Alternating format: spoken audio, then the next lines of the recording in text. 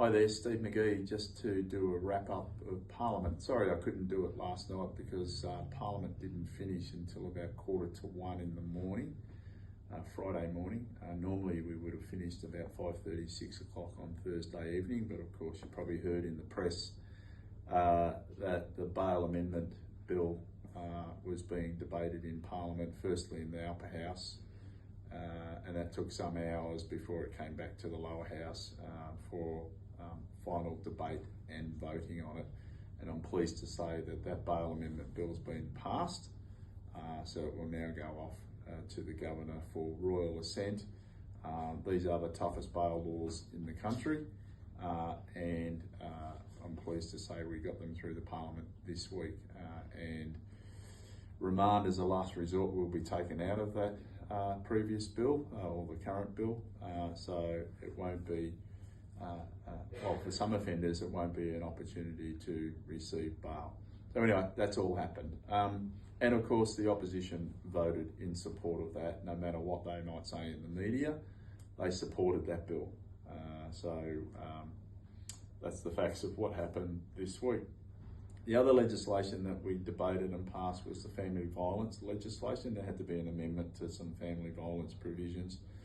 Victorian energy legislation, and a couple of others was Emergency Services Volunteers Fund, which will replace the fire service levy, and that will mean that that fund will collect revenue from what used to be the old fire service levy, and it will be divided up amongst the emergency service agencies, such as now the SES will get some funding, whereas previously they didn't out of the fire service levy. I think it's been pretty well received, so it was great to see that legislation get passed also.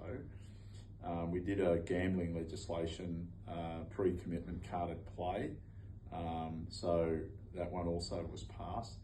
And there was a terrorism bill, which I didn't write down here, a terrorism bill that was also debated, and that was to do with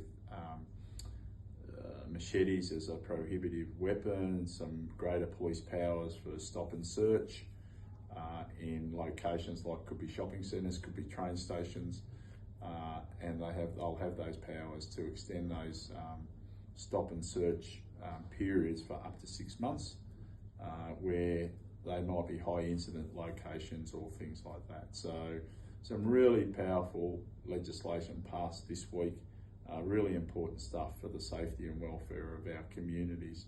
I also did an adjournment question last night, and that was to do with fuel prices in Melton, and we've asked the Consumer Affairs Minister to have a look at a recent report that I had done regarding fuel prices in Melton. The report was done by my parliamentary intern, and I've asked the Minister to have a look at that in line with the Fair Fuel plan that the state government has implemented. Some other presentations and visitations this week was there was land care agencies that had come into Parliament to tell us about all of their exploits and expertise in regard to land care, so that was fantastic. Did a big Westgate Tunnel presentation yesterday. The Westgate Tunnel will open later this year, as will the Metro Tunnel.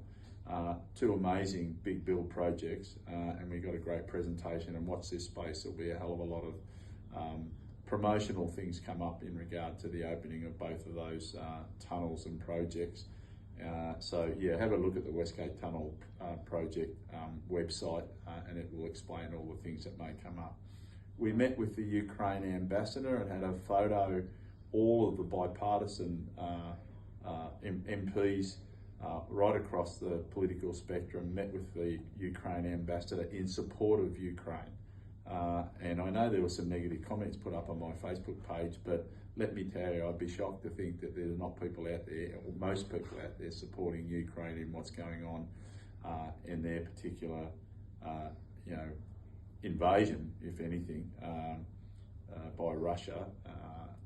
So I'm hopeful people are supportive of it. So the other things, a couple of other things before I go, was that we had a meeting of the Parliamentary Friends of Organ Transplants, and this is about promoting donating organs for transplanting. We have, we need to improve our numbers in doing that, and I encourage people that have not signed up to be an organ donor, then please sign up. We desperately need you.